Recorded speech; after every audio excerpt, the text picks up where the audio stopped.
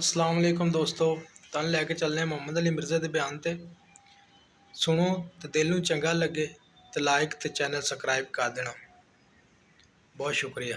महबूब सल्लल्लाहु अलैहि वसल्लम के दीन की खिदमत के लिए तो हमारे दारे अरकम की पूरी टीम ने पहले दिन से ये डिसाइड किया था कि जो भी आएगा पॉडकास्ट रिकॉर्ड करने के लिए हम उसे अल्लाह के लिए दीन सिखाएंगे। बाकी ये उसका अपना ज़र्फ है कि वो उसको मिसयूज़ करता है या किसी तरीके से आउट ऑफ कॉन्टेक्स्ट करता है। हमने अल्हम्दुलिल्लाह अपनी ऑडियंस ऐसी डेवलप कर दी है पिछले 15 सालों के अंदर कि जो कोई भी इस किस्म की गलीज हरकत करने की कोशिश करता है ना, तो हमारे स्टूडेंट्स कमेंट्स में नीचे खुद ही जवाब दे देते हैं कि आप ये आउट ऑफ कॉन्टेक्स्ट कोट कर रहे हैं या आप इस वक्त ज्यादती कर रहे हैं, अपना लुकमा उनके मुंह में डाल रहे हैं। तो इस बुनियाद के ऊपर हम लोगों को पॉडकास्ट देना छोड़ नहीं सकते। उसकी वजह यह है कि अगर हम ये क्राइटेरिया रख लेंगे फिर तो शायद हमारे उस क्राइटेरिया में कोई भी पूरा ना उतरे। हमें तो नहीं पता यहाँ आने से पहले बंदा क्या है, जिनका पता भी होता है वो आने के बाद बदल जाते हैं या शायद व्यूज के लिए करते हैं, दुनियादारी में पड़ जाते हैं। बस मैं यही कह सकता हूं, तो उनके लिए हिदायत की दुआ करूंगा। बाकी हमें कोई फर्क नहीं पड़ता, लेकिन उनके लिए जरूर ये एक इबरत का मुकाम है कि वो इस किस्म की जो एक्टिविटी परफॉर्म कर रहे हैं, उन्होंने अल्लाह को क्या मुंह दिखाना है। इस किस्म की हरकत करके वो चंद डॉलर्स तो कमा लेंगे, व्यूज तो कमा लेंगे, फेम तो कमा लेंगे, लेकिन at the end of the day उनको दुनिया में भी जिल्लत होगी, आखिरत में भी होगी। ये देख लें आप, माजी करीब में भी एक एंकर के साथ हमने नेकी की कि वो इतनी दूर कराची से आया था, उसे मैंने एक दिन में 4 पॉडकास्ट दी। उसके बाद उसके ऊपर प्रेशर आया बेसिकली उलमा का कि भाई तुमने तो हमारे पूरे फिरकों का जनाजा निकलवा दिया, तो अब इसकी कंपनसेशन ये है कि तुम यूं ड्रामाबाजी करो, फिर हम तुमसे राजी होंगे। उन्होंने राजी फिर भी नहीं होना था, तो चंद दिन व्यूज कमा लिए। अब देख लें वही व्यूज जो पहले 70-80 हज़ार लाख तक गए थे, अब वही 1.5-2 हज़ार के ऊपर वापस आ गए। तो कितने दिन कमा लिया। बिल्कुल ठीक। तो इससे तो बेहतर था ये सोने का अंडा देने वाली मुर्गी ज़बा ना करते, बल्कि रेगुलरली आते रहते। बहरहाल अब हमारी टीम ने ये डिसाइड किया है कि जो भी शख्स इधर पॉडकास्ट के लिए आएगा हम उसे एक दफा ही पॉडकास्ट देंगे, दोबारा नहीं देंगे। उसकी वजह यह कि फिर बाकी लोगों की हक तलफी होती है। इस वक्त भी क्यू में 50 के करीब लोग लगे हुए हैं। इट मीन्स के 1 साल बाद बारी आने वाली है, और इस 1 साल के अंदर और लोगों ने भी अपने नाम लिस्ट में लिखवाने हैं, तो उनकी हक तलफी भी होगी। प्लस जब हम किसी को दोबारा या तीसरी बार देते हैं ना, वो फिर व्यूज के चक्कर में पड़ जाता है, दीन सीखना उसका कोई मकसद नहीं रह जाता। तो इसलिए बार बार वही बातें रिपीट करना और इधर से बात लेके किसी और के बारे में बात करना, फिर उससे जाके उसका जवाब लेना। इसलिए मैं लोगों को यह भी रिक्वेस्ट करूंगा मुस्तकबिल में भी कि किसी शख्सियत के बारे में यहाँ पे डिस्कशन ना करें, दीन डिस्कस करें। मेरे पास जितने लोग आते हैं दीन डिस्कस करते हैं, लेकिन दूसरों के पास जाके मुझे डिस्कस करते हैं। यानी उन्होंने खुद मुझे इतनी अहमियत दे दी है कि दुनिया में इस वक्त दीन के ऊपर बात होने का मतलब है कि जी इंजीनियर साहब जो है वो इस वक्त दीन के लिए सबसे बड़ा खतरा है, इन्वर्टेड कामर्स में उनके नजदीक। तो हमने उनको डिस्कस करना है। हमारे पास आके लोग क्रिटिकल इश्यूज को डिस्कस करते हैं। मंसूर अली खान साहब आए हैं, उन्होंने पॉलिटिक्स को डिस्कस किया, बहुत अच्छी बात है। इसी तरीके से कोई और रिलीजियस प्लेटफॉर्म से बंदा आता है, वो रिलीजन को डिस्कस करता है। तो वो टॉपिक्स को डिस्कस करें बजाय शख्सियात को डिस्कस करने के। तो इस किस्म की कोई हरकत करे हम उसे रोक भी देते हैं। अभी ये पिछली दफा भी एक पॉडकास्ट करने वाले आए, उन्होंने इकरारुल हसन भाई के बारे में एक बिल्कुल समझ ले पर्सनल नोयत का क्वेश्चन, जो एक थ्योरी के ऊपर मबनी था, वल्लाहु आलम उसकी प्रैक्टिकल वो एग्जीक्यूशन हुई है या नहीं हुई है, तो वो कर रहा था, तो उसको फिर हमने रोक दिया। उसने वो उतना हिस्सा बीच में से काट के ना यूं प्रेजेंट करने की कोशिश की गोया कि हम उन्हें सवालात से रोक रहे हैं। भाई हम लोगों के जाती जिंदगी में दखल देने से आपको रोक रहे हैं, लेकिन बस इसके जरिए फिर वो व्यूज कमाते हैं। अल्लाह इनको हिदायत दे जी, मैं दुआ ही कर सकता हूं। बेशक बेशक। तो बेसिकली अगर मैं इसमें से थोड़ा सा अखज़ करूं तो क्या आप ये कह रहे हैं कि अब यहाँ पे लोगों को दीन डिस्कस करने के लिए आना चाहिए और पॉलिटिक्स भी नहीं डिस्कस करनी चाहिए, या पॉलिटिक्स डिस्कस करने के लिए भी तैयार हैं? क्योंकि जैसे मंसूर अली खान साहब ने कहा कि अब काफ़ी लोगों का ये भी मौक़िफ़ है, आपके काफ़ी स्टूडेंट्स का भी ये मौक़िफ़ है कि अली भाई को सिर्फ दीन डिस्कस करना चाहिए और उनकी दीन के ऊपर ग्रिप है। तो if I take the liberty to ask के वो कहते हैं कि इनको पॉलिटिक्स को डिस्कस ही नहीं करना चाहिए सिरे से। तो इसके बारे में आपका क्या मौक़िफ़? पॉलिटिक्स को हमने टॉपिक बना के तो कभी डिस्कस नहीं किया। पॉलिटिक्स के वो हिस्से जो रिलीजन के साथ जुड़े हुए हैं मैं उनको डिस्कस करता हूँ। बाकी एक कहना कि किसी को पता या नहीं पता, वो तो जिनको लीडर्स बनाए बैठे हुए हैं उनकी तो हर बात गलत निकली, اور ان کے بارے میں جو کچھ ہم نے پریڈکٹ کیا تھا وہ تو ٹھیک نکلا. تو آپ فیصلہ کر لیں کسے زیادہ پتہ ہے. تو الحمدللہ ہم نے کبھی کسی کے بارے میں یہ بات نہیں کی ہے کہ وہ فلاں ٹاپک پہ نہ بولے. آپ جو ہے وہ علمی دلائل کے ذریعے اپنا موقف رکھیں کہ ہاں یہ بات صحیح ہے یا یہ غلط ہے. جو باتیں ہم کسی لیڈر کے بارے میں کہتے تھے کہ آپ یہ غلط کر رہے ہیں, آج وقت گزرنے کے ساتھ ساتھ جب اسی لیڈر پہ برا وقت آیا ہے تو اب وہ ساری باتیں ایک ایک کر کے مانتے جا رہے ہیں. اس کا مطلب ہے کہ اس زمانے میں جب کبھی لوگ ہمیں کہتے تھے آپ کو پالیٹکس کا نہیں پتا, تو اب انہی لوگوں کو یہ کہنا چاہیے کہ ان کے بڑے کو پالیٹکس کا نہیں پتا تھا. انجینئر صاحب آپ اس وقت بات ٹھیک کر رہے تھے. اب میں پھر کسی ایک خاص شخصیت کو اگر ٹارگٹ کروں گا تو پھر لوگوں کے دل دکھیں گے, کیونکہ لوگ یہاں سیاسی پیشواؤں کو مذہبی پیشوا مانے ہوئے ہیں اور ان کو وہ سمجھ لیں قرآن و سنت کا درجہ دیتے ہیں. تو یہ بدقسمتی ہے. میرا خیال ہے وقت کے ساتھ ساتھ جو سمجھدار لوگ ہیں انہیں بات سمجھ آ جاتی ہے کہ ہم نے دینی پیشوا کا درجہ ان لوگوں کو نہیں دینا. یہ دنیا دار لوگ ہیں, اپنی منفیت کی خاطر جب تک سسٹم کے اندر ہوتے ہیں اس کے بینیفٹس اٹھاتے ہیں, جب سسٹم سے نکالے جاتے ہیں اسی سسٹم کے بارے میں پھر وہ باتیں کرتے ہیں جو ہم ان کو سسٹم میں ہوتے ہوئے کہہ رہے ہوتے ہیں کہ یار یہ غلط کر رہے ہیں. وہ کہتے ہیں نہیں آپ کو نہیں سمجھ. جب ان کے ساتھ ہوتی ہے تو پھر وہ کہتے ہیں ہاں جی اب ہمیں سمجھ آ گئی. اس طریقے سے کئی صحافی بھی ہیں جن کے اوپر ہم نے کرٹیسزم کیا ہے, لیکن وقت کے ساتھ ساتھ ان کو بھی بات سمجھ آ گئی. میں پھر نام نہیں لیتا, چند ایک صحافی ہیں جو مسنگ پرسنز کے ایشو میں اس وقت ماؤتھ پیس بنے ہوئے تھے اسٹیبلشمنٹ کا. جب انہیں خود اس وقت سے گزرنا پڑا تو اب آپ دیکھ لیں, اب انہوں نے اپنی ایک پوڈ کاسٹ میں معافی مانگی ہے اور کہا ہے کہ جی میں جب خود مسنگ ہوں تو مجھے اندازہ ہوا ہے کہ کتنی تکلیف ہوتی ہے. تو اس کا مطلب ہے پھر معافی آپ کو ان لوگوں سے بھی مانگنی چاہیے جو آپ کے طریقے صحافت کے اوپر اس وقت آپ کو سمجھاتے تھے کہ یہ کوئی طریقہ نہیں صحافت کرنے کا کہ آپ اسٹیبلشمنٹ کا یا کسی سیاسی پارٹی کا ماؤتھ پیس بن جائے. صحافت تو نبیوں والا کام ہے, آپ سچائی کے لیے کھڑے ہوتے ہیں, اس میں آپ پارٹی نہ بنے. جس کی جو صحیح بات ہے وہ کریں, جس کی غلط بات ہے وہ کریں. تو کیا آپ اس پوڈ کاسٹ کو ایک, اگر میں اس کے بارے میں کوشچن پوچھ سکتا ہوں, تو کیا آپ اس پوڈ کاسٹ کو ایک معافی نامے کے طور پہ کنسیڈر کرتے ہیں؟ نہیں, اس میں معافی نامہ بھی ہے یقیناً, اس میں انہوں نے بات کی ہے اور جو انہوں نے اپنے حوالے سے جو ان کے ساتھ زیادتی ہوئی ہے اس کا ذکر کیا ہے, اور وہ تو ہم کنڈیم کرتے ہیں, ہم تو پہلے سے کنڈیم کرتے ہیں اس طرح کی زیادتیوں کو. بالکل ٹھیک. میں اپنے نیکسٹ کوسچن پہ موو آن کرنا چاہوں گا. علی بھائی, اسلامک موریلٹی کا کانسیپٹ جو ہے اس کی آپ کے نزدیک کیا ڈیفینیشن ہے؟ کس پوائنٹ آف ویو سے آپ پوچھ رہے ہیں؟ کنسینٹ کے حوالے سے, ویمن رائٹس کے حوالے سے, چائلڈ میرج کے حوالے سے. بیسیکلی میں اس کو تھوڑا سا اگر آپ کو ایکسپلین کر سکوں تو جتنے بھی ایتھیسٹ اور ایگنوسٹک لوگ ہیں ان کے بارے میں بیسیکلی جتنا ہم نے پڑھا ہے تو موسٹلی وہ لوگ احادیث کا حوالہ دیتے ہیں اور احادیث کا حوالہ دے کے اس میں سے کنسینٹ کے ایشوز اٹھاتے ہیں, ویمنز رائٹس کے ایشوز اٹھاتے ہیں اور چائلڈ میرج کے ایشوز اٹھاتے ہیں, اور اس کے علاوہ بھی کافی اٹھاتے ہیں. لیکن میں یہ تین ہائی لائٹ کر کے آپ سے پوچھنا چاہ رہا تھا کہ یہ کنسینٹ, ویمنز رائٹ اور چائلڈ میرج اگر آپ کہیں گے تو میں ایک ایک کر کے بھی آپ سے پوچھ لوں گا. تو اس کے بارے میں کچھ احادیث ہیں جن کے اوپر وہ اعتراض اٹھاتے ہیں, بخاری 3780 اور اس طرح کی کئی احادیث. تو اس کے بارے میں آپ کا کیا پوائنٹ آف ویو ہے, ان کو ہم کس طرح سے جواب دیں؟ میں ایک جنیرک آنسر اس میں دوں گا. ایتھیسٹ کے ساتھ جو ہمارا مقدمہ ہے نا وہ اللہ تعالیٰ کی ذات کے حوالے سے ہے, ول آف گاڈ کے اوپر نہیں ہے. ول آف گاڈ کو ہم ڈیفینڈ نہیں کر سکتے. ایون کوئی پیغمبر بھی ہے نا, وہ ول آف گاڈ کو یہ کہہ کے ڈیفینڈ کرے گا کہ یہ ول آف گاڈ ہے, اس کے آگے کوئی جسٹیفیکیشن اس کی نہیں دی جائے گی. کبھی پیغمبر کی مرضی ہو, اللہ کی اجازت ہو تو کسی خاص چیز کی کوئی حکمت بیان کی جا سکتی ہے, ادروائز حکم یہ ہے سمعنا و اطعنا, سنا اور مانا. جب تک آپ اسلام کے باہر ہیں آپ اسلام کو کوشچن کر سکتے ہیں, خدا کو کوشچن کر سکتے ہیں, لیکن ونس آپ نے گاڈ کو مان لیا پھر آپ کو ول آف گاڈ بھی ماننی پڑے گی. مثال کے طور پر اللہ تعالیٰ نے اس طرح کے تمام کوشچنز کے جواب میں سورہ الانبیاء میں فرمایا لا یسأل عما یفعل وہم یسألون. اللہ تعالیٰ سے کوئی نہیں پوچھ سکتا کہ اللہ نے فلاں کام کیوں کیا, اللہ سب کو پوچھ سکتا ہے. بے شک. یعنی اب کوئی شخص یہ کہے کہ میرے نزدیک جو انسانی مساوات ہے, ہیومن ڈگنیٹی میں ایکویلٹی مرد و عورت میں یہ ہے کہ ایک دفعہ پریگنینسی کی تکلیف سے مرد گزرے اور ایک دفعہ عورت گزرے, تو ٹھیک ہے آپ خواہش رکھ سکتے ہیں, لیکن پریکٹیکلی ایسا نہیں ہوگا.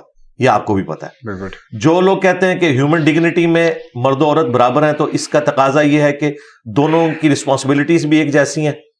تو پریکٹیکلی تو وہ بھی جو لڑکیوں کی ہاکی کی ٹیم یا وومنس کی کرکٹ کی ٹیم اس کا مقابلہ جو ہے وہ مردوں کی کرکٹ کی ٹیم کے ساتھ نہیں کرواتے, علیحدہ ٹورنامنٹ ہوتے ہیں. تو بیسیکلی انہوں نے بھی یہ چیز مانی ہوئی ہے.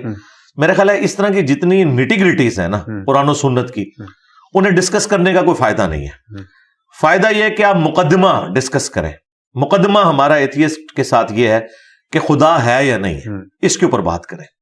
آپ اگر کہیں گے کہ جب تک آپ نبی علیہ السلام کی 11 شادیوں کے بارے میں ہمیں سیٹسفائی نہیں کرتے, ہم خدا کو نہیں مانیں گے, تو بھائی ہم کبھی بھی ڈیفینڈ نہیں اسے کریں گے. اس کی وجہ یہ ہے کہ نبی علیہ السلام کے دنیا میں تشریف لانے سے پہلے بھی خدا تھا.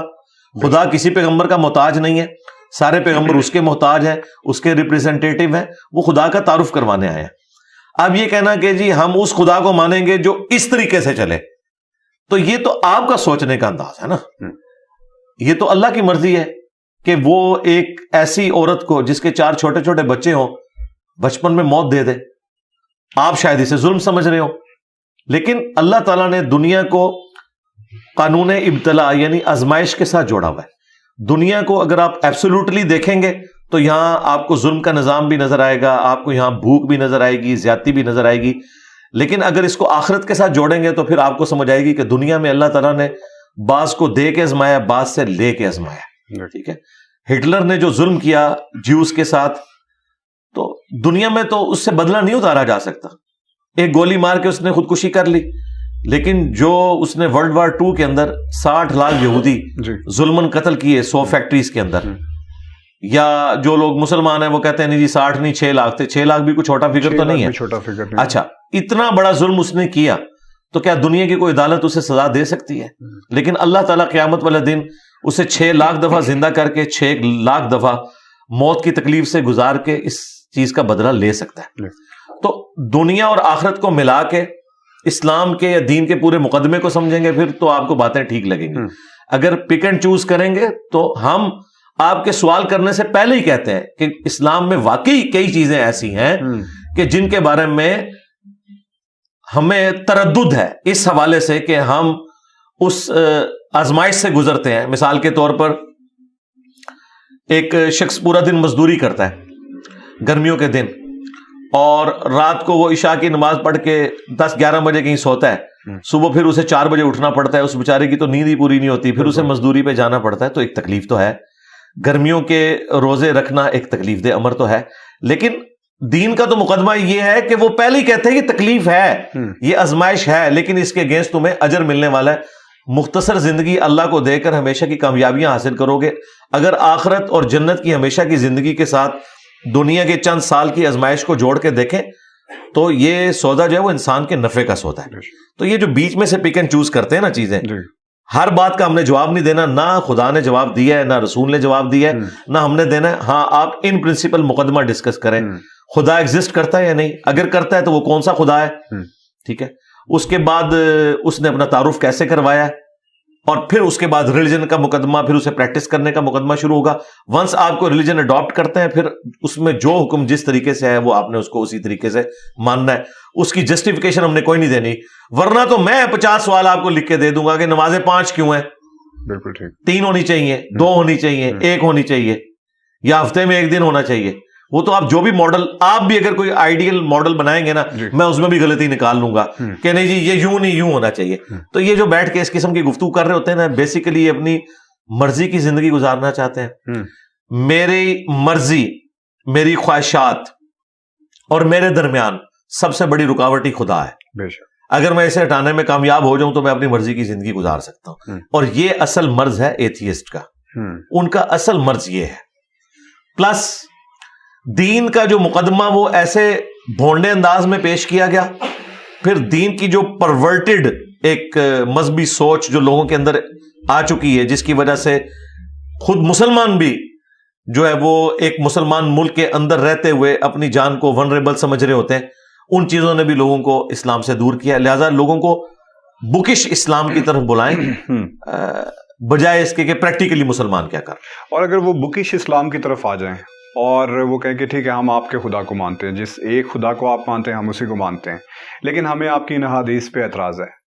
تو کیا وہ جو احادیث کی کتب کے اندر جتنی بھی احادیث کمپائل کی گئی ہیں, کیا آپ کون ان کو اس طرح سے ایکسپلین کر سکتا ہے کہ یہ ساری بالکل صحیح ہیں, جن کو صحیح لکھا گیا ہے؟ پہلے تو قرآن سے شروع کریں. جی بالکل. ان کو تو قرآن پہ بھی اعتراض ہے, اگر کیا وہ ختم ہو جائے. نہیں, وہ اگر نہیں نہ ختم ہوا ہوا ان کو تو قرآن پہ اعتراض ہے. بالکل. قرآن کی کئی چیزوں کے اوپر ان کو اعتراض ہے. قرآن میں چور کے ہاتھ کاٹنے کی سزا کے اوپر ان کو اعتراض ہے, تو وہ تو ہم ختم نہیں کر سکتے. تو اگر اس کو دوسرے پیرائے میں لے لیں کہ اگر ایک مسلمان ہو اور اسے احادیث پہ اعتراض ہو. ہاں, اب یہ بات پھر مسلمان سے ہم دین کا مقدمہ ڈسکس کریں گے. بالکل ٹھیک ہے. اسے ہم کہیں گے کہ تم کیا سورس آف نالج صرف قرآن کو سمجھتے ہو یا سنت کو بھی؟ اگر وہ کہتا ہے میں صرف قرآن کو سمجھتا ہوں, تو اسے بتایا جائے گا کہ قرآن کا خود سورس سنت ہے. قرآن کی واحد اتھینٹسٹی ہمارے تک جو قرآن پہنچے وہ اجماع امت اور سنت ہے. سنت کو آپ عملی تواتر کہہ لیں, اجماع امت کہہ لیں, جو نسل در نسل ٹرانسفر ہوا ہے. اسی سنت نے باقی دین بھی ٹرانسفر کیا. یہ یاد رکھیے گا کہ سنت کا انکار کرنے والا گمراہ نہیں کافر ہے, کیونکہ یہ چیز ایگریڈ اپان ہے کہ اسلام دو چیزوں کے اوپر کھڑا ہے, قرآن اور سنت کے اوپر. بے شک. باقی جو احادیث والا معاملہ ہے نا کہ وہ حدیث میں اور سنت میں فرق کرتے ہیں, وہ ایک الگ سے ایک بحث ہے. ہم سنت کے ریٹن ریکارڈ کو ہی احادیث سمجھتے ہیں. چند ایک احادیث کے اوپر آپ کوئی ریزرویشن رکھ سکتے ہیں کہ یہ احادیث نبی علیہ السلام سے ثابت ہے یا نہیں ثابت, لیکن جو تواتر سے چیزیں نقل ہوئی ہیں جن کے اوپر امت میں کوئی دوسری رائے نہیں پائی جاتی ہے, شروع سے وہ ایک رائے چل رہی ہے. مثال کے طور پر جو شادی شدہ زانی ہے اس کی سزا رجم ہے, اس کے اوپر سنی شیعہ اور تمام کے تمام لوگوں کا اجماع ہے, اور یہ سنت کے ذریعے ٹرانسفر ہوئی ہے. اسی سنت کے ذریعے جس کے ذریعے قرآن ٹرانسفر ہوا ہے. قرآن ہمارے سامنے تو نازل نہیں ہوا, ہمیں کیسے پتا یہ وہی کتاب ہے؟ نسل در نسل مسلمانوں نے ٹرانسفر کیا. اسی طریقے سے نسل در نسل مسلمانوں نے کئی عقائد ٹرانسفر کیے ہیں. ختم نبوت کا عقیدہ جو قادیانیوں نے ایک فاسد قسم کی اس کی تفسیر کر کے آؤٹ آف کانٹیکسٹ چیزوں کو پیش کرنے کی کوشش کی ہے اور امتی نبی کا ایک ڈرامہ رچایا ہے, قرآن و سنت تو بالکل اس سے خالی ہے. ایسے لوگوں کے بارے میں تو خلفائے راشدین کا ایٹیچیوڈ یہ ہے جو کچھ مسلمہ کذاب کے ساتھ ہوا ہے. تو اب اگر کوئی شخص کہتا ہے کہ مجھے آج دین زیادہ سمجھ آیا ہے, تو ہم اسے کہیں گے بھئی یہ نظریہ پہلے کہیں ایگزسٹ کرتا تھا امت میں. تو بخاری اور مسلم اہل سنت کے یہاں تو کم از کم اس کے حوالے سے اتفاق پایا جاتا ہے. جن احادیث کے اوپر یہ لوگ اعتراض کرتے ہیں اور اعتراض یہ کرتے ہیں یہ قرآن سے ٹکراتی ہیں, تو وہ قرآن سے 180 ڈگری نہیں ٹکرا رہی ہوتی, بلکہ قرآن کسی معاملے میں خاموش ہوتا ہے, اس کی ایکسپلینیشن موجود ہوتی ہے. یہ ان کے سوچنے کے مطابق ٹکرا رہی ہے. ٹکرانے کا تو مطلب ہے 180 ڈگری اسٹیٹمنٹ ہو. اگر 180 ڈگری اسٹیٹمنٹ ہو پھر ان کی بات ہم ماننے کے لیے تیار ہیں. ہم تو سمجھتے ہیں کہ بخاری مسلم میں کوئی ایسی چیز موجود نہیں ہے. قرآن میں بھی بعض آیات بعض سے ٹکرا رہی ہوتی ہیں, لیکن ایک آپٹیمل سولوشن ہوتا ہے, وہ اس کا کانٹیکسٹ بتا رہا ہوتا ہے. یہ کس کانٹیکسٹ میں آیت ہے, یہ کس کانٹیکسٹ میں آیت ہے. جب ٹوٹیلٹی میں دیکھتے ہیں تو مقدمہ بالکل کلیئر ہو جاتا ہے. تو ایسے لوگوں سے ہم کہیں گے کہ آپ کوئی پریکٹیکل مثال لے کے آئیں کہ یہ ایک حدیث ہے جس کو امت مانے ہوئے ہے اور یہ قرآن کے بھی خلاف ہے. ہمارے نزدیک تو کوئی ایسی حدیث نہیں. جیسے میں اسی طرف یہ آ رہا تھا, کچھ جب آپ سے پوڈ کاسٹ کرنے کی بات میں نے کچھ دوستوں سے جو آپ کے کافی ناقدین ہیں ان سے کی, تو انہوں نے کہا کہ یہ کوشچن ضرور پوچھے گا. تو آپ کا جو کربلا کا ریسرچ پیپر ہے اس کے اندر سے ایک حدیث ہے کہ جس میں یہ ہے کہ میرے بعد خلافت 30 سال رہے گی, اور اس کے بعد پھر ایک حدیث انہوں نے مجھے ساتھ وہ دکھائی کہ یار یہ دیکھو یہ تو لکھا ہوا ہے کہ میرے بعد 12 خلیفہ آئیں گے. تو اگر 12 خلیفہ آئیں گے اور 30 سال خلافت رہے گی, تو پھر یہ دونوں چیزیں آپس میں ٹکرا رہی ہیں. تو آپ کس کو صحیح مانیں گے؟ جی دونوں باتیں درست ہیں. اچھا ہاں, ان 12 خلیفوں میں کیا کہ خلفائے راشدین ہوں گے, وہ 12 خلیفہ لکھا, تو خلیفہ تو ہے. خلیفہ تو ہم ان معنوں میں یزید کو بھی مانتے ہیں, حضرت معاویہ کو بھی ہم خلیفہ مانتے ہیں, لیکن خلیفہ راشد نہیں ہے. تو 12 خلفاء تو ہوں گے. اور دوسری بات, اگر وہ 12 خلفاء کو ہی مانتے ہیں تو خلفاء تو بعد میں بھی چلتے رہے. ہم تو آج جو پرائم منسٹر ہے اسے بھی خلیفہ مانتے ہیں. ظاہر حاکم وقت تو ہے نا. ایک ہے خلافت راشدہ, خلافت راشدہ 30 سال تک ہے. باقی جو حکمران ہیں خلیفہ ہیں وہ تو ہوں گے. یہ دونوں چیزیں کہاں سے ٹکرائیں گی؟ یہ ٹکراتی تو نہیں ہے, یہ ان کے زوم میں ٹکراتی ہیں نا. یہ کہاں سے ٹکرا گی؟ اور دوسرا, اہل سنت میں کس کا یہ انکار ہے؟ پھر ہم ان سے یہ بات کریں گے. وہ حدیث کو چونکہ حجت مانتے ہیں نا, ان سے پوچھیں کہ اہل سنت میں کس کا یہ دعویٰ ہے کہ خلفائے راشدین کے بعد جو خلیفہ ہیں وہ بھی خلیفہ راشد ہے؟ کسی کا بھی دعویٰ نہیں. ایون جو لوگ بنو امیہ کا جھوٹا دفاع کرتے ہیں. وہ بھی حضرت معاویہ رضی اللہ تعالیٰ عنہ کی جب غلطیاں بخاری مسلم میں ہائی لائٹ ہم کرتے ہیں تو وہ کہتے ہیں کہ یہ غلطیاں مانتے ہیں, ہم انہیں کوئی خلیفہ راشد تو نہیں مانتے, وہ ایک حکمران تھے اور حکمران سے مس ہینڈلنگ ہو جاتی ہے, لیکن وہ صحابی ہیں, ان کا یہ مرتبہ ہے, یہ کرتے ہیں, غلطیوں کو جسٹیفائی نہیں وہ کرتے. غلطیوں کو کیسے جسٹیفائی کر سکتے ہیں؟ وہ یہ کہتے ہیں کہ ہم ان کو کوئی حضرت ابوبکر عمر عثمان و علی کی طرح تو نہیں مانتے. تو کیا پوری دنیا میں مسلمان اجماع امت نہیں کیے ہوئے کہ اہل سنت کے ہاں 4 خلفاء راشدین ہیں؟ چاہے غیر مسلموں سے بھی پوچھ لیں, وہ خلفاء راشدین کن کو کہتے ہیں؟ حضرت ابوبکر عمر عثمان علی کو. رہ گئے وہ 12 خلیفہ, تو وہ جو 12 خلیفہ ہیں ان میں تو ایسے خلیفہ ہیں جن کو یہ خود بھی صحیح نہیں سمجھتے ہیں. مثلا عبد الملک بن مروان وہ خلیفہ تھا, یزید کے بعد مروان بنا اور پھر اس کا بیٹا عبد الملک بن مروان, جس نے حجاج ابن یوسف کے ذریعے مکہ شریف کے اوپر چڑھائی کی. صحیح مسلم میں آتا ہے خانہ کعبہ شریف کا غلاف جل گیا, ایک دیوار بھی ڈیمیج ہوئی, عبداللہ ابن زبیر کو قتل کیا, ان کی لاش کو کعبے کے دروازے پہ لٹکا دیا اور یہودیوں کے قبرستان میں ان کی لاش پھینک دی سولی دے کے. یہ تو مسلم شریف میں موجود ہے. تو کیا یہ خلافت راشدہ ہے جس کے اندر ایک صحابی رسول کے ساتھ یہ ظلم کیا جا رہا ہے؟ تو حجاج ابن یوسف کو تو یہ خود بھی ظالم مانتے ہیں, کیونکہ مسلم شریف میں موجود ہے بنو ثقیف میں ایک ظالم ہوگا اور ایک کذاب. اور اسما بنت ابی بکر جو حضرت ابو بکر کی بیٹی ہیں, حضرت عائشہ کی بڑی بہن, وہ کہتی ہیں حجاج ابن یوسف سے جب وہ ان کے بیٹے کو قتل کرتا ہے, عبداللہ ابن زبیر انہی کے بیٹے تھے, کہ ہم کذاب تو دیکھ چکے, ظالم تو ہے حجاج ابن یوسف. تو یہ خود ان کو ظالم مانتے ہیں, صحابہ کرام کا قاتل مانتے ہیں ان کو. تو اگر یہ خلافت راشدہ ہے عبد الملک بن مروان کی, وہ تو یہ ظلم کرتا رہے, تو یہ کبھی بھی ان کی غلطیوں کو جسٹیفائی نہیں کرتے. Not at all, never. اگر کرتے ہیں تو اہل سنت سے خارج ہیں. اہل سنت کا کہیں موقف یہ نہیں رہا کبھی بھی. اجماع ہے اس بات. جی. تو اسی طرح سے اگر میں حضرت عائشہ, سیدہ عائشہ کے بارے میں آپ سے یہ پوچھوں کہ ان کی عمر مبارک جب شادی کے وقت, اس کے بارے میں یہ کہا جاتا ہے کہ مسلمانوں میں آپ کے 6 سے 9 سال عمر تھی جب ان کا نکاح مبارک ہوا. تو میرا اس کے بارے میں آپ سے یہ سوال ہے کہ اس چیز کو کس طرح سے ایک مسلمان بچے کو جو ریسرچ کر رہا ہے اسے کیسے جسٹیفائی کریں, کس طرح سے جسٹیفائی کر رہا ہے؟ میں ایتھیسٹ یا ایگنوسٹک کی بات نہیں کر رہا, لیکن ہم مسلمان بچے کو کس طرح سے وہ جسٹیفائی کریں. آپ کی جو سائنس ہے وہ بھی اس کے مترادف اب ریسرچ ہو چکی ہے بہت زیادہ ان چیزوں کے اوپر, کہ ایک جو بچی ہوتی ہے وہ جب جوان ہوتی ہے تو اس کے بعد پھر جا کے کوگنیٹیو بیہیویئرز اس کے جو ہیں وہ سارے کے سارے ڈیولپ ہوتے ہیں, عقل ڈیولپ ہوتی ہے, فزیکلی ڈیولپ ہوتی ہیں. تو اس کے بعد جا کے تو آپ جو ہے نا بلوغت کی عمر کے بعد آپ شادی کی عمر تک پہنچتے ہیں, تو اس کے بعد شادی ہونی چاہیے, نہیں تو اس کے کافی نقصانات ہوتے ہیں, ڈپریشن, سوئسائڈ اور اس طرح کی بہت ساری چیزیں. آپ کو بہتر پتا ہوگا, آپ سے یہ سوال بہت دفعہ ہو چکا ہوگا. تو اس کو کس طرح سے سیدہ عائشہ کی عمر کے حوالے سے جی اہل سنت میں اتفاق ہے, 9 سال کی عمر میں ان کی رخصتی ہوئی ہے. اچھا, یہ 9 کو آپ 19 سال بھی کر لیں, ان لوگوں کی تو تسلی پھر بھی نہیں ہونی, کیونکہ نبی اسلام کی تو عمر 52 سال تھی. وہ کہیں گے 3 گنا عمر ہے. لیکن کم از کم مسلمان تو اس چیز سے جسٹیفائی نہیں, مسلمان بھی نہیں ہوں گے. کیسے ہو جائیں گے مسلمان؟ غامدی صاحب تو ہو جائیں گے. غامدی صاحب ہوں گے نا, تو غامدی صاحب یہ سمجھتے ہیں میں سیٹسفائی ہو گیا تو باقی مسلمان بھی ہو جائیں گے. تو یہ تو نہیں, وہ تو یہ جب تک آپ نے 19 کو 49 نہیں نہ کرنا ان کی تسلی نہیں ہونی, تو آپ کرتے رہے. باقی سیدہ عائشہ کو ہم عام خاتون تو سمجھتے نہیں, ہم سمجھتے ہیں کہ ان کا یہ معاملہ جو ہے ایک معجزانہ معاملہ ہے.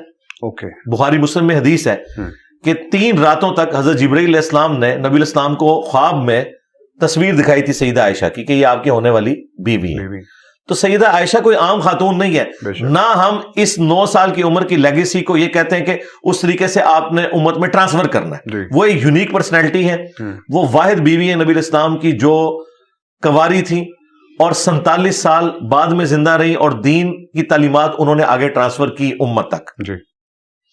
مسلمان تو پھر آپ سے یہ بھی سوال کرے گا کہ اللہ تعالیٰ نے ایک جوان عورت سے اس کا خامند لے لیا, اس کے بعد دوسری شادی کا حق اسے کیوں چھین لیا؟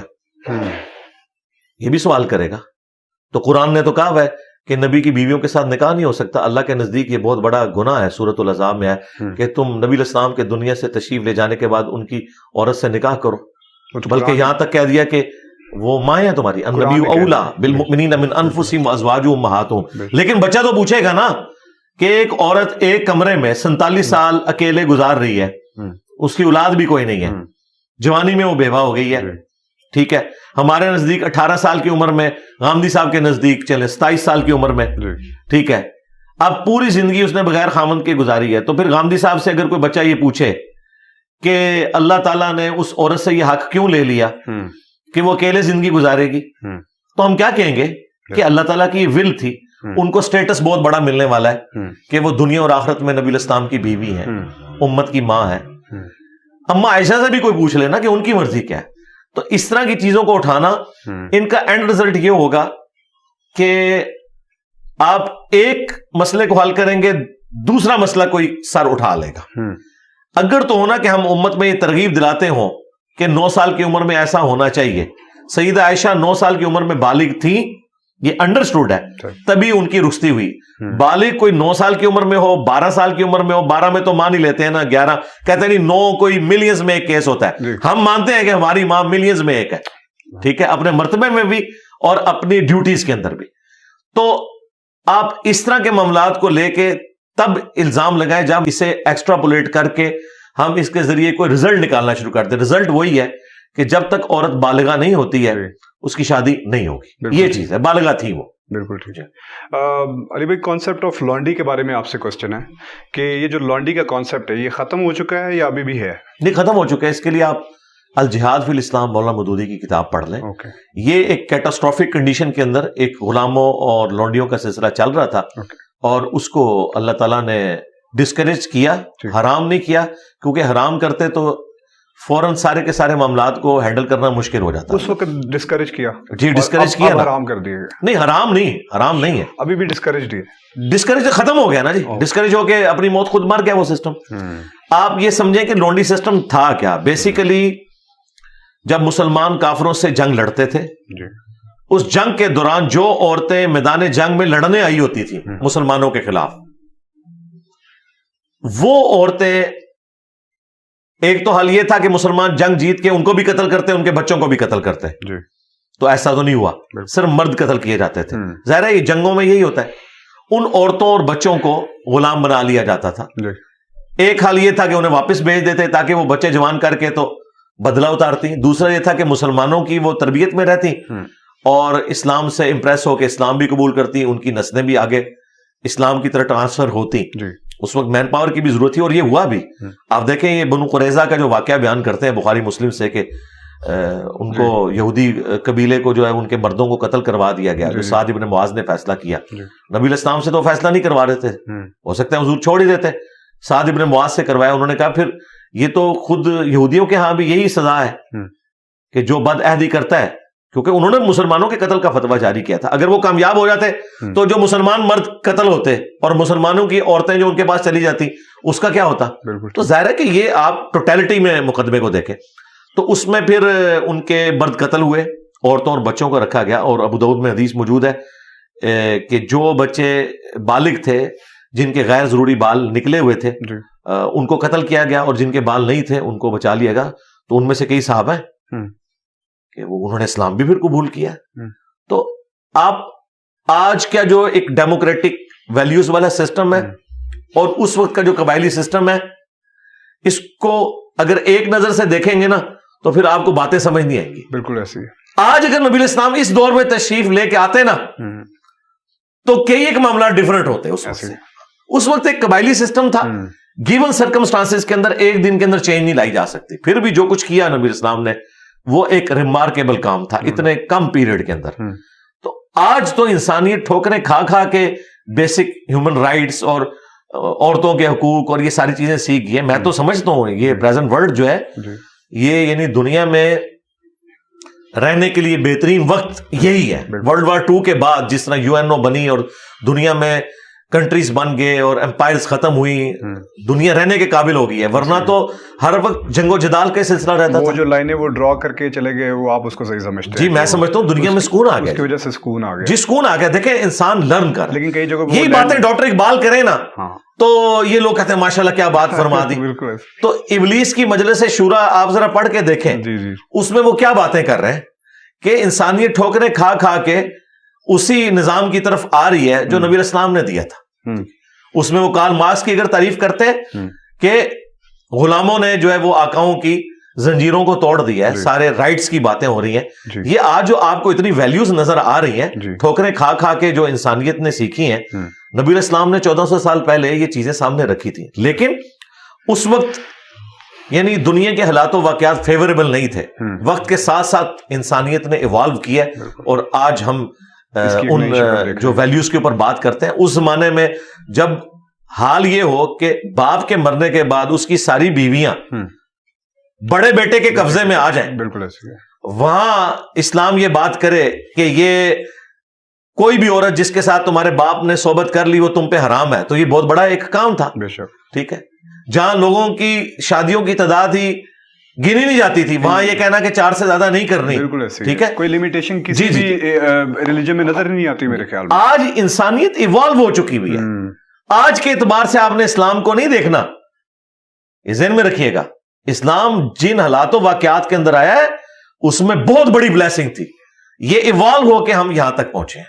چیزیں لرن ہو رہی ہیں, بیسک عقائد و نظریات وہی رہیں گے, لیکن وقت کے ساتھ ساتھ چیزیں انسانیت نے لرن کی ہیں. مثلا میں سمجھتا ہوں یہ ٹریفک قوانین جو ہے جی, یہ یعنی ایک سمجھ لے ایک پیغمبرانہ کام ہے جو اللہ تعالیٰ نے اپنے بندوں سے لیا ہے. بالکل. ٹھیک ہے, کس طریقے سے اتنی بڑی ٹریفک کے اندر ایک ہارمونی کریٹ کی ہے, تو انسانیت کو اللہ تعالیٰ لرن کروا رہا ہے. اسی کو ہم اجتہاد کہتے ہیں. یہ قیامت تک دروازہ کھلا ہوا ہے. مسئلہ ان کا ہے کہ جن کے اجتہاد کرنے والے 1200 سال پہلے قبروں میں چلے گئے, ہمیں تو اجتہاد قیامت تک جاری ہے. قرآن و سنت اجماع فکس ہے.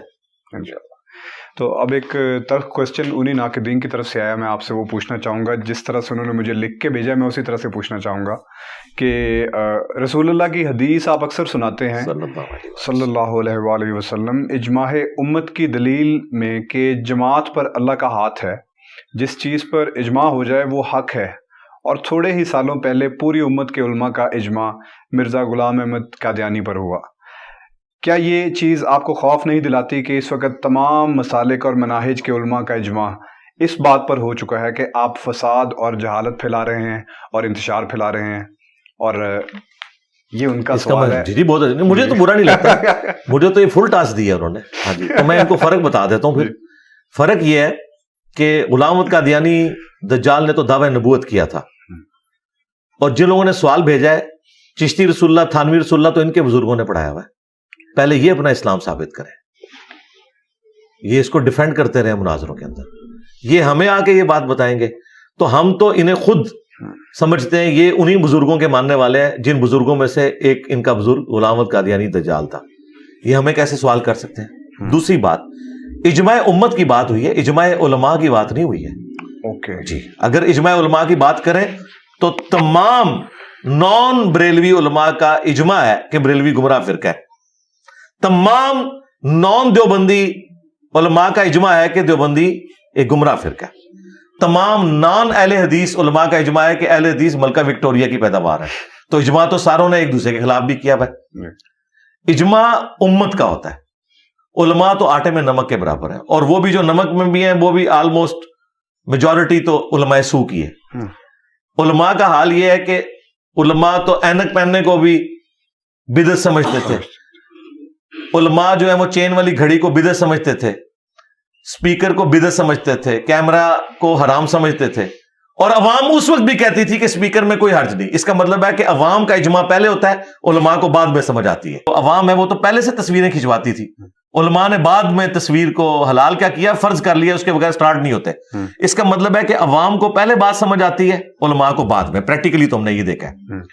تو عوام کو بھی سمجھ آ گئی ہے کہ ہمارے علماء اور ہمارے بزرگوں نے ہمارے ساتھ دھوکہ کیا ہے. اسی وجہ سے بریلوی, دیوبندی, اہل حدیث, شیعہ عوام ہمارے اس پلیٹ فارم کے ذریعے رسول اللہ کے ساتھ جڑ گئی ہے. تو الحمدللہ جس طرح یہ کہتے ہیں نا ہمارے علماء کا اجماع ہے, ان کی عوام کا اجماع ہے کہ ان کے علماء نے اس عوام کے ساتھ دھوکہ کیا ہے. تو اللہ کا شکر ہے اجماع تو ہمارے ساتھ ہے الحمدللہ, کیونکہ عوام بتائے گی نا. ہاں. اور آخری بات مجھے یہ بتائیے کہ میرے بعد یہ آپس میں ایک جگہ جمع ہو گئے ہیں اس حوالے سے علماء ان کے کہ انجینئر صاحب گمراہ ہیں, تو ان سے ذرا پوچھئے میری گمراہی ہے کیا؟ کیا بریلوی یہ بتائیں گے نہیں کہ میری گمراہی یہ ہے کہ میں کہتا ہوں نماز رفع الیدین کے بغیر نہیں پڑھنی چاہیے, تو اس گمراہی میں کیا میں اکیلا ہوں؟ اہل حدیث بھی یہی کہتے ہیں, تو پھر اہل حدیث کو بھی وہی گالی دے. میرا یہ دعویٰ ہے آپ کے کیمرے کی وساطت سے، میں نے پہلے بھی یہ کہا ہے، میرا کوئی ایک عقیدہ، کوئی ایک نظریہ ایسا بتا دیں جو مجھ سے پہلے امت کا نہ ہو۔ غلام احمد قادیانی دجال نے جو نظریہ پیش کیا امتی نبی کا، اس کو امت نے ریجیکٹ اس لیے کیا کہ اس نے ایک ایسا کانسیپٹ دیا جو پہلے نہیں تھا، ختم نبوت کے عقیدے کے اوپر اس نے ڈاکہ مارا۔ ٹھیک ہے، چشتی رسول اللہ، تھانوی رسول اللہ تو ان کی کتابوں میں نکل رہا ہے، انہوں نے پرنٹ کیا ہے۔ یہ کہتے ہیں کتابیں بدل گئی ہیں تو پہلے مناظرے کیوں کیے تھے؟ اور جو 100 سال پہلے بزرگ فوت ہوئے ہیں ان کی کتابوں میں موجود ہے۔ تھانوی صاحب کو فوت ہوئے 70 سال ہوئے ہیں، پیر میر علی شاہ صاحب کو فوت ہوئے بمشکل 80 سال ہوئے ہیں، احمد بریلوی کو 100 سال ہوئے ہیں۔ ہم نے تو ان سے بھی چشتی رسول اللہ ثابت کر دیا، ان کے قلم کی تو سیاہی بھی خشک نہیں ہوئی ہے۔ یہ کیا کریں گے؟ ان کے بزرگوں نے تو یہ کچھ کیا ہوا ہے، تو نیا نظریہ تو انہوں نے دیا ہے۔ میرا کوئی ایک نظریہ بتا دیں کہ ہاں جی انجینئر صاحب جو یہ بات کرتے ہیں نا، یہ پہلے امت میں کسی کا نظریہ نہیں تھا۔ میں اگر حضرت معاویہ رضی اللہ تعالیٰ عنہ سے اختلاف رکھتا ہوں حضرت علی کی سپورٹ میں، میری ذاتی تو کوئی ان کے ساتھ کوئی مسئلہ نہیں ہے، مجھے تو نبی نے حکم دیا علیکم بسنتی و سنت الخلفاء الراشدین المہدیین، تو میرے پاس آپشن یہ ہے کہ میں حضرت علی کی سپورٹ میں کھڑا ہوں۔ تو کیا حضرت علی کی سپورٹ میں کھڑے ہو کر بنو امیہ کے بارے میں جو موقف میرا ہے، جو احترام کے دائرے میں، اس سے ورسٹ فارم میں کیا شیعہ کے ہاں نہیں پایا جاتا؟ پایا جاتا ہے۔ اسی طریقے سے قبروں پہ عمارتیں اور مزارات بنانے کے حوالے سے جو میرا موقف ہے، کیا یہی موقف علماء عرب اور اہل حدیث علماء کا نہیں ہے؟ بالکل پایا جاتا ہے۔ تو میں نے تو کوئی نیا نظریہ پیش ہی نہیں کیا، میرے تمام نظریات وہی ہیں جو آلریڈی مسلمانوں میں تھے۔ یہ ضرور تھا کہ کچھ فرقے نے کچھ نظریات لیے ہوئے تھے، کچھ فرقے نے دوسرے والے نظریات لیے ہوئے تھے، میں نے سب کو کمبائنڈ کر کے جس کی جو پازیٹیو بات ہے وہ لی ہے۔ بس یہی آپ کی غلطی ہے؟ جی غلطی نہیں ہے، یہ میرا فخر ہے اللہ کے فضل سے۔ اور آخری بات، غلام احمد قادیانی تو حنفی تھا، وہ بغیر رفع الیدین کے نماز پڑھتا تھا۔ تو میرا خیال ہے جو لوگ رفع الیدین نہیں کرتے انہیں فکر کرنی چاہیے کہیں وہ قادیانی کی روحانی اولاد تو نہیں ہے، شیطانی اولاد۔ ہمارے اسٹوڈنٹس تو رفع الیدین سے نماز پڑھتے ہیں، جو بخاری و مسلم میں طریقہ لکھا ہوا ہے نبی علیہ السلام کا۔ تو قادیانی حنفی ہیں، دیوبندی بھی حنفی ہیں، بریلوی بھی حنفی ہیں۔ اور انہوں نے کیا جھوٹ مشہور کیا تھا کہ جو رفع الیدین شروع کرتا ہے وہ قادیانی ہو جاتا ہے۔ یہ انہوں نے اہل حدیث کو چپ کروانے کے لیے ایک جھوٹ بولا ہوا تھا۔ سب سے پہلے آ کے میں نے ان کا میک اپ صاف کیا، کوئی قادیانی تو حنفی ہیں، جاؤ قادیانی کی عبادت گاہ میں جا کے دیکھ لو نماز وہ کس طریقے پہ پڑھتے ہیں۔ ان کے تو جو بڑے خلیفہ صاحب ہیں ان کا بیان آیا کہ ہم حنفی ہیں۔ تو فکر تو اب آپ کو کرنی چاہیے کہ یہ حیران کن بات ہے کہ چشتی رسول اللہ والا واقعہ جس بزرگ کی طرف منسوب ہے، بزرگوں کے بارے میں ہم اس نے زن رکھ لیتے ہیں، ہو سکتا ہے انہوں نے نہ کہا، بل وہ بھی حنفی تھے، معین الدین چشتی صاحب۔ اچھا، تھانوی رسول اللہ کا واقعہ جس کے منسوب ہے اشرف تھانوی صاحب، وہ بھی حنفی تھے، اور غلام احمد قادیانی دجال وہ بھی حنفی ہے۔ تو اب یہ فیصلہ کر لیں بھائی، اگر نہیں تسلی ہوئی میں اور کروا دیتا ہوں۔ میری ہوگی، ان کی کروانی تو کروا نہیں، میرے خیال جتنی کروا لی ہے ابھی تو آپ کی تسلی کے لیے اتنا ہی کافی ہے کہ آپ لوگ بھی حنفی ہیں اور قادیانی بھی حنفی ہیں۔ تو میرا اس کے ساتھ کوئی لینا دینا ہی نہیں۔ آپ فکر کریں کہ آپ کے بزرگ اور آپ کے بزرگوں میں چشتی رسول اللہ، تھانوی رسول اللہ نکلا ہے، میں تو محمد رسول اللہ کا ماننے والا ہوں صلی اللہ علیہ وآلہ وسلم۔ ایک مولانا صاحب نے 60 آیت کی کمپائلیشن کی ہے، ایک کمپائلیشن بنا کے انہوں نے مجھے ویڈیو بھیجی کہ یار یہ 60 قرآن کی قرأت کے اندر غلطیاں ہیں، جس میں زیر زبر پیش کی غلطیاں ہیں جو علی بھائی کر رہے ہیں۔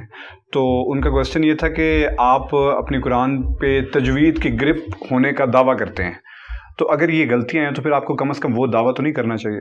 دیکھیں 6,500 آیات میں سے صرف 60 آیات ان کو ملی ہیں، تو ریشو پروپورشن نکالیں۔ اچھا، ان کی حالت یہ ہے کہ اللہ تعالیٰ نے دیوبندیوں کے منہ کے اوپر کالک مال دی ہے۔ پلانٹ ارتھ پہ جو سب سے بڑا دیوبندی مفتی ہے، مفتی تقی عثمانی صاحب، انہوں نے قرآن کی سب سے مشہور آیت سورہ توبہ کی 24 نمبر، اس میں کم از کم 4 جگہ پہ غلطی کی ہے، یہ فلسطین والی کانفرنس میں۔ اور یہ میں تقی عثمانی صاحب پہ ٹانٹ نہیں کر رہا، غلطی لگ سکتی کسی کو بھی، پیچھے سے لقمے دے رہا ہے پھر بھی غلط پڑھ رہے ہیں۔ پہلے انہوں نے ایک حصہ ٹھیک پڑھا، لقمے کے بعد وہ بھی غلط پڑھ دیا، وہ ویڈیو ریکارڈ ہے، میں نے گن پوائنٹ پہ ان سے نہیں بنوائی۔ تو یہ ذرا بتائیں کہ جو بندہ ایک آیت میں 4 غلطیاں کرے وہ زیادہ غلطیاں کر رہا ہے، یا جو 6,500 میں صرف 60 آیات میں کہیں غلطی کر رہا ہے؟ اس طرح کی غلطیاں ڈاکٹر اسرار صاحب سے بھی ہوئی ہیں، امام کعبہ سے بھی ہو جاتی ہیں، یہ کوئی ایسا مسئلہ نہیں ہے، متشابہ بھی لگ جاتا ہے۔ غلطی تب ہے کہ جب میں نے قرآن پڑھا، آپ نے میری غلطی ہائی لائٹ کی اور میں دوبارہ اسے غلط پڑھ رہا ہوں، جس طرح کہ تقی عثمانی صاحب کی غلطی اس نے ہائی لائٹ کی، پھر انہوں نے غلط پڑھا، بلکہ وہ الفاظ بھی غلط پڑھ دیے جو پہلے ٹھیک پڑھے ہوئے تھے۔ تو لیکن پھر بھی یہ تقی عثمانی صاحب کو میں کہوں گا کہ ٹھیک ہے، شاید آخری عمر میں کوئی اختلاط کا شکار ہو گئے جو بھی ہے. بل دیوبندی تو گئے بےچارے, ان کا وہ پلانٹ ارتھ کا مفتی اعظم جو ہے نا وہ تو ایک آئی تھی 4 غلطیاں اس کے اندر کر کے. تو میں نے اس میں دعویٰ کیا تھا کہ قرآن پاک کی کوئی صورت, تمہارے جو ٹاپ کے 3 بڑے بزرگ ہیں نا, تقی عثمانی صاحب دیوبندیوں کے, بریلویوں کے مفتی منیب صاحب, ساجد میر صاحب اہل حدیث کے, اپنی مرضی کی کوئی صورت کسی قاری کے پاس پریکٹس کر کے 1 مہینے کا ٹائم لے لیں, 2 مہینے کا ٹائم, اس کی ویڈیو بنائیں, ویڈیو اپلوڈ کر کے مجھ سے رابطہ کریں, میں اگلا سورج طلوع نہیں ہونے دوں گا, وہی صورت میں بھی تلاوت کروں گا, پھر عوام فیصلہ کرے گی کس کی قرات بہتر ہے. ان میں سے کوئی بھی قاری نہیں, میں آپ کو بتاؤں. عربی آنا اور چیز ہے, عربی تو غامدی صاحب کو بھی آتی ہے, قرآن مجہول پڑھتے ہیں, بالکل غلط قرآن پڑھتے ہیں. یہ لوگ سمجھتے ہیں زبر زیر کو غلط پڑھنا غلطی ہے, قاریوں کے نزدیک ہا صحیح نہ نکلا, واد ذال وا ثا یہ بھی لحن جلی ہے, وہ یہ سارے علماء کرتے ہیں, یہ الفاظ بھی غلط بولتے ہیں. قرآن تو بالکل علماء کو نہیں آتا. عربی پڑھنے سے, زبر زیر صحیح پڑھنے سے آپ سمجھتے ہیں وہ ٹھیک پڑھ رہے ہیں, قاریوں کے نزدیک تو وہ بھی ٹھیک نہیں ہے جب تک کہ وہ اس طریقے سے قل پڑھ رہے ہیں تو قل کی آواز نکلے, قل قل ان کنتم, اس کو وہ غلط کہہ دیں گے, قاری کہیں گے قل ان کنتم, وہ اخوا بھی ہوگا. میں کہتا ہوں یہ پریکٹس کر لیں, میں نے کتنا بڑا چیلنج دیا ہے, کوئی صورت مشکل سے مشکل سلیکٹ کر لیں, یہ لے لیں 1 مہینوں کا ٹائم, مجھے 1 رات کا ٹائم دے دیں, میں وہ تلاوت کر کے, تاکہ آپ یہ کہیں اس نے سیکھی بھی نہیں ہے. تو میں نے قرات میرے بھائی میٹرک میں 1992 میں نے سیکھ لی تھی الحمدللہ. اور مجھے یعنی کوئی بات کہنے میں آر نہیں ہے کہ جن کو انہوں نے اپنا بڑا مانا ہوا ہے نا, وہ قرات عربی لہجے میں کر ہی نہیں سکتے, مجہول قرآن پڑھتے ہیں, احادیث بھی مجہول پڑھ رہے ہوتے ہیں. اور ایون علماء عرب بھی عام گفتگو میں ان کی عربی بھی مجہول ہوتی ہے.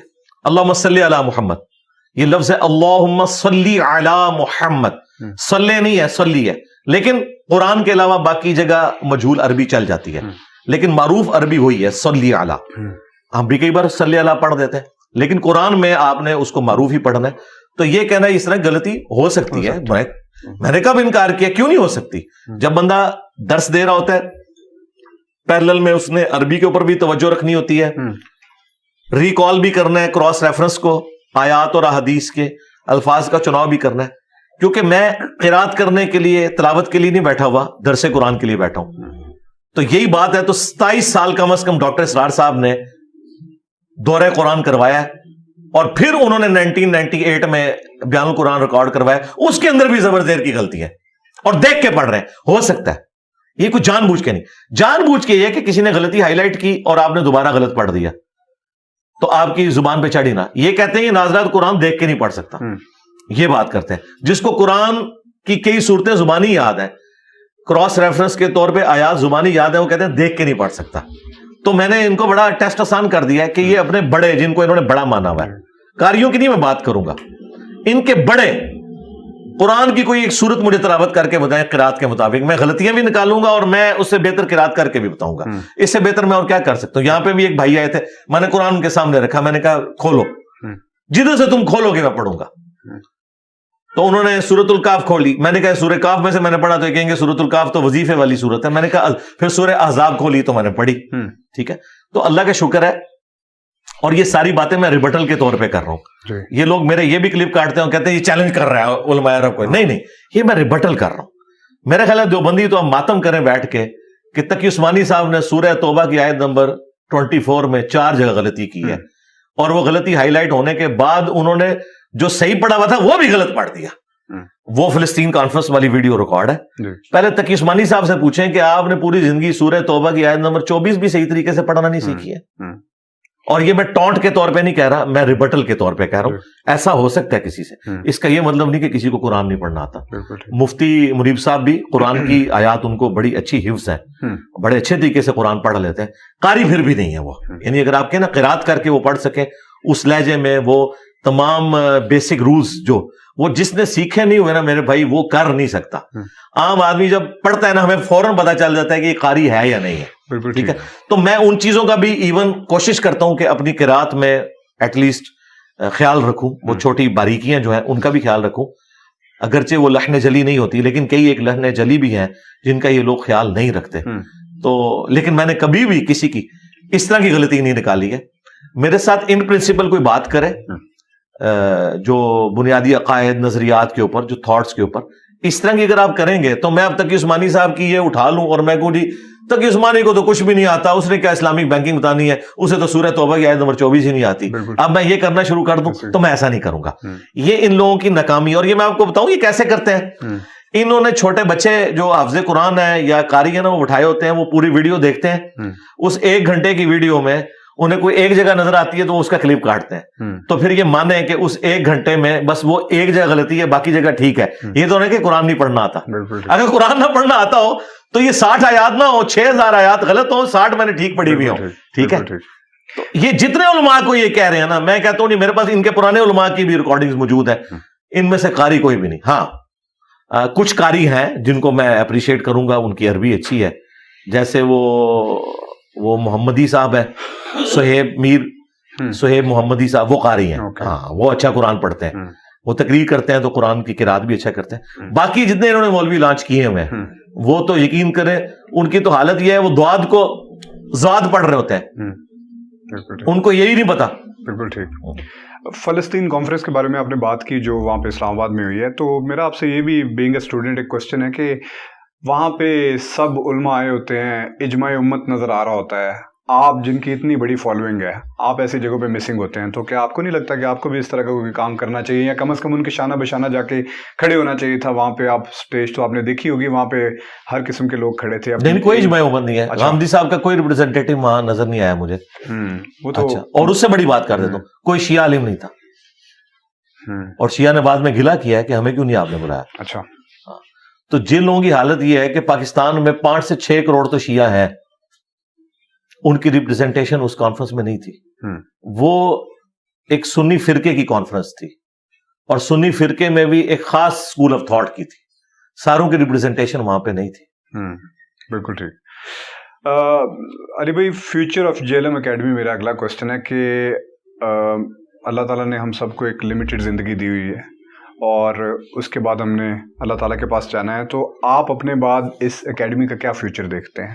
یہ تو مسئلے ان لوگوں کے جنہوں نے مدرسے، چندہ بک اور وہ چیزیں لانچ کی ہیں، جنہیں فکر ہے کہ ہمارے بعد اسٹوڈنٹس کھائیں گے پیئیں گے کہاں سے، تو کوئی برانڈ شروع کر لیتا ہے، کوئی چندہ بک بنا لیتا ہے. ہمارا تو ایسا کوئی سلسلہ ہی نہیں ہے. JLM اکیڈمی ایک ریکارڈنگ کی جگہ ہے جہاں میں ریکارڈنگ کرتا ہوں اپنی ویڈیوز کی اور لوگوں سے ملاقات کرتا ہوں بس. اور یہ جگہ کرائے کے اوپر ہے. یہ ہم نے لوگوں سے کوئی چندہ ہتھیا کے، کوئی پلاٹ خرید کے، اس پہ پہلے مٹکا رکھ کے اور پھر ایک چٹائی بچھا کے اور 4 سٹوری بلڈنگ بنا کے اس کی بھی 2 بلڈنگز اپنے پاس رکھ کے نیچے دکانیں کرائے پہ دے کے یہ کام نہیں ہم کر رہے، اپنی جیب سے اس کا کرایہ دے رہے ہیں. تو یہ ایک ریکارڈنگ کی جگہ ہے جس میں ایک اللہ کا مجاہد بندہ بیٹھ کے ختم نبوت کی برکت سے اپنے نبی علیہ السلام کی مبارک دعوت امت تک پہنچا رہا ہے. ٹھیک ہے. JLM اکیڈمی، اس کا JLM میں ہونا ضروری نہیں ہے. یہ JLM اکیڈمی کی سیٹ کے اوپر کسی زمانے میں مودودی صاحب تھے، کسی زمانے میں ڈاکٹر اسرار صاحب تھے، کسی زمانے میں مولانا اسحاق صاحب تھے، آج میں ہوں، کل کوئی اور ہوگا. تو ہم نے کوئی اس طرح تنظیم یا یہ والا کام تو کیا نہیں ہے. یہی تو چیز ہے جو امت میں نیا کلٹ اور فرقہ پیدا کرتی ہے. ہم نے یہ کیے ہی نہیں ہے. تو ہم نے کہا کہ آپ نے انہی مسجدوں میں نماز پڑھنا ہے جس میں آپ پہلے پڑھ رہے تھے، چندے انہی کو دینے ہیں، کوئی مسجد بھی لادہ نہیں بنانی ہے. کیونکہ امت لیول کی جب آپ نے کوئی ریفارم کرنا ہے نا تو اس میں پھر آپ کو یہ کرنا پڑے گا. تو JLM اکیڈمی کا مستقبل الحمدللہ روشن ہے. امت ٹرانسفارم ہو چکی ہے. جو جہاں میں ہے وہاں پہ بیٹھ کے وہ اپنے علماء سے پوچھتا ہے کہ دسو کتنے لکھے ہیں. The damage has been done. G damage has been done. اور یہ بعض علماء کہتے ہیں کہ دیکھیں جی یہ damage has been done، یہ جو جملہ بولتا ہے یہ تو ہے ہی نیگیٹو معنوں میں. بھائی قرآن میں لکھا ہوا ہے سورۃ الانبیاء میں کہ ہم حق کو باطل پہ دے مارتے ہیں اور وہ اس کا بھیجا نکال کے رکھ دیتا ہے. اللہ نے بھی یہ لفظ استعمال کیا ہے کہ ڈیمیج ہو جاتا ہے. حق سے باطل کا ڈیمیج ہیز بین ڈن ہوتا ہے. یہ کوئی نیگیٹو جملہ نہیں ہے، یہ قرآن میں موجود ہے. بالکل ٹھیک، بالکل ٹھیک. یہی ابھی میں سن رہا تھا جب آپ نے لیکچر اینڈ کیا تو اس کے بعد آپ نے ایک بات کہی کہ کسی بھی اسپیکر، کوئی بھی ایسے عالم یا مولوی حضرات نہیں ہیں جنہوں نے اس طرح کا ایک پراپر ڈسپلن سسٹم رکھا ہو کہ اس کے بعد پھر ان کے جتنے بھی اسٹوڈنٹ یا جتنے بھی لوگ ہیں جو آئے ہوتے ہیں سننے کے لیے وہ آ کے تصویریں بھی کھنچوا سکیں، کوشچن بھی کر سکیں. تو کیوں نہیں رکھا ہوا؟ کیا وجہ ہے کہ نہیں رکھا ہوا؟ پتہ نہیں ان کی مجبوریاں کیا ہے. مجھے بتائیں وہ کیا بتائیں گے لوگوں کو. میں نے تو یہ دعویٰ کیا ہے کہ کوئی لائیو سیشن بھی نہیں اس طریقے سے چلا سکتا جس میں وہ دین سکھائے. کیا سکھائیں گے؟ اب بہت لیٹ ہو چکے ہیں. تقی عثمانی صاحب لائیو سیشن شروع کریں گے نا, نیچے 1000 کمنٹس آئیں گے, سر تھانوی رسول اللہ پہ ہمیں بتائیں. آپ بتاتے ہیں تو فرقہ آج سے جاتا ہے, نہیں بتاتے تو نیچے لوگ گالیاں نکالیں گے. کون لائیو سیشن شروع کر سکتا ہے؟ میرے نیچے آگے کیا کوئی لکھے گا؟ چشتی رسول اللہ لکھے گا, تھانوی رسول اللہ لکھے گا, کیا لکھے گا؟ پھر یہ دین کے مسئلے تو بتاتے ہیں اپنے بزرگوں کی کتابوں سے, آیت حدیث یہ لوگ پیش ہی نہیں کر سکتے, یہ کہاں سے بیان کریں گے؟ تو یہ اپنے فرقے کی خدمت ان چند ایک فتاوا کو سمجھتے ہیں جو ان کو کوئی لیٹر لکھ دیتا ہے کہ جی یہ میرے نکاح طلاق کا مسئلہ ہے, بتائیں کیا مسئلہ ہے. اور وہ ہم بھی انہی کی طرف ہی لوگوں کو ریفر کرتے ہیں. جیسے بینک اکاؤنٹ کھلانا ہے تو ظاہر میں نے تو نہیں کھولنا, میں بینک کی طرف ہی بھیجوں گا ان کو. ہم ان کو دینی مسئلہ بتا دیتے ہیں, باقی ہم کہتے ہیں فتویٰ لینا ہے علماء سے جا کے لیں, کیونکہ وہ ریٹن جس طریقے سے آپ کو اسٹیمپ پیپر ظاہر ہے وہ آپ کو کچہری سے ہی ملیں گے, کورٹ سے ہی ملیں گے, میں نے تو نہیں دینے. ہاں میں آپ کو اس کی ورڈک بتا سکتا ہوں کہ یہ لکھی ہوئی ہونی چاہیے. تو یہ علماء جو ہیں وہ اس وجہ سے بھی نہیں کر سکتے لائیو سیشن. باقی اپنے ایوانوں میں تو یہ گرجتے ہیں. اور آخری بات یہ کہ ان کے پاس جانا کس نے؟ یہ بیٹھ بھی جائیں, کیا لینے کے لیے لوگ جائیں گے؟ کس لیے جائیں گے؟ ان کے فرقوں کی باتیں سننے کے لیے. تو اب تو لوگ قرآن و سنت کی بات سنتے ہیں. جو چند ایک ان کے کو بچے ہوئے لوگ ہیں وہی ان کے پاس جائیں گے. میرے ساتھ ایک میجر صاحب آئے ہوئے تھے, انہوں نے بھی ایک کوشچن میرے سامنے رکھا ہے. انہوں نے کہا کہ علی بھائی سے پوچھیے گا کہ ملک کی خاطر فوج میں لڑتے ہوئے کئی لوگ جو ہیں وہ فدائین بن کے اور اپنی جانیں دے دیتے ہیں, تو ان کا کیا سٹیٹس ہے؟ شہداء ہیں کیا؟ اس کو خودکشی کنسیڈر کریں گے؟ کہ لیٹ سپوز کہ ہمارا کوئی بندہ فوجی جہاز اڑا کے لے گیا اور اس نے جا کے تو دشمن کے جہازوں کے اندر مار دی اور تباہ کر دی, تو کیا اگر اس کے علاوہ کوئی چارہ نہیں ہے تو ٹھیک ہے, کر سکتے ہیں. بالکل. کیا وہ شہادت ہے؟ ہاں جی شہادت ہے, اگر اس کے علاوہ کوئی اور چارہ نہیں ہے. یہ نہیں ہے کہ آپ نے ٹینکوں کے نیچے جا کے لیٹ جانا ہے خود مرنے کے لیے. بالکل ٹھیک ہے, یہ تو اسلام اس کی اجازت نہیں دیتا. آپ نے آخری درجے تک کوشش کرنی ہے, اور اس میں بھی اگر ان کے پاس کوئی چارہ ہے اور تو اسی طریقے کو اڈاپٹ کرنا چاہیے. اگر اس کے علاوہ کوئی اور چارہ نہیں ہے تو یہ بھی ایک راستہ ہو سکتا ہے. بالکل ٹھیک. یہ اس بندے نے ڈیسائیڈ کرنا ہے کہ اس وقت صورتحال کیا ہے. خام خواہ مرنے کے لیے نہیں جا کے وہ جس طرح اب میں پھر پرسنل کسی کا نام نہیں لیتا, وہ پھر لوگوں کی عقیدتیں وابستہ ہیں. ہمیں ہمارے شہداء کے بارے میں بتایا جاتا ہے کہ جی وہ اکیلے جناب اگلے مورچے پہ جا کے دشمن کے سامنے کھڑے ہو گئے. یہ بیوقوفی والا کام ہے. سامنے جا کے کھڑے ہو گئے تو ایک سیدھا گولا لگا سینے میں, شہید ہو گئے. تو سیدھا سیدھا جو ہے موت کے منہ میں جانے والی بات ہے. اسلام نے یہ تو نہیں آپ کو کہا, آپ نے اپنی جان کی حفاظت کرنی ہے. ٹھیک ہے, ہاں پھر کوئی ایک آپ کے ساتھ حادثہ ہو جاتا ہے وہ علیحدہ بات ہے. یہ کس نے کہا کہ آپ نے سامنے جا کے کھڑا ہو جانا ایسے سینہ تان کے, مطلب کوئی بہادری شو ہوتی ہے. بالکل ٹھیک, بالکل ٹھیک. تو جان کی حفاظت سے متعلق میرا لاسٹ کوسچن ہے آپ سے کہ ٹیبل کے اس طرف بیٹھنا بہت آسان ہے, ٹیبل کے اس طرف بیٹھنا ڈیفینیٹلی بہت مشکل ہے. تو آپ روز کی بنیاد پہ جو ایک یہ دین کے لیے جو خدمت کر رہے ہیں اس میں پریشانی فکر تو آتی ہوگی, تو کیا ابھی کیا حالات ہیں؟ پریشانی ہے, فکر ہے, اور کیا سوچتے ہیں کہ کیا یہ کرنا چاہیے تھا فرام دا فرسٹ ڈے؟ اور آج جب اپنے فیملی کو دیکھتے ہیں, بچوں کو دیکھتے ہیں, تو کیا کبھی سوچتے نہیں ہیں کہ یار یہ تھوڑا سا ہاتھ ہولا رکھ لیتے تو زیادہ بہتر تھا؟ میرا خیال ہے میں اگر اس طرح سوچوں تو میں تو بے ایمان ہو جاؤں. استغفر اللہ, اللہ نہ کرے کبھی. مجھے تو اس بارے میں کبھی وسوسہ بھی نہیں آیا. میں حلفیہ کہہ رہا ہوں, سوچنا تو دور کی بات ہے, مجھے کبھی وسوسہ بھی نہیں آیا. میں تو اپنے آپ کو بے ایمان سمجھوں گا اگر مجھے وسوسہ بھی آ جائے اس حوالے سے. ظاہر ہے جو بندہ یہ کام کرتا ہے اللہ تعالیٰ اسے اس کام کے لیے اٹھاتا ہے, حالات و واقعات فیوریبل دیتا ہے, تو اللہ تعالیٰ مدد فرما رہا ہوتا ہے. لا یکلف اللہ نفسا الا وسعها, اللہ تعالیٰ کسی جان پر اس سے بڑھ کر بوجھ نہیں ڈالتا. تو میرے کندھے یہ بوجھ اٹھا سکتے تھے, اللہ تعالیٰ نے مجھے کیپیبل بنایا تھا, تو مجھے ان حالات کے ساتھ فیوریبل کر دیا. ہم نے کبھی اپنے اسٹوڈنٹ سے نہیں کہا کہ آپ نے بھی اسی طریقے سے کام کرنا ہے.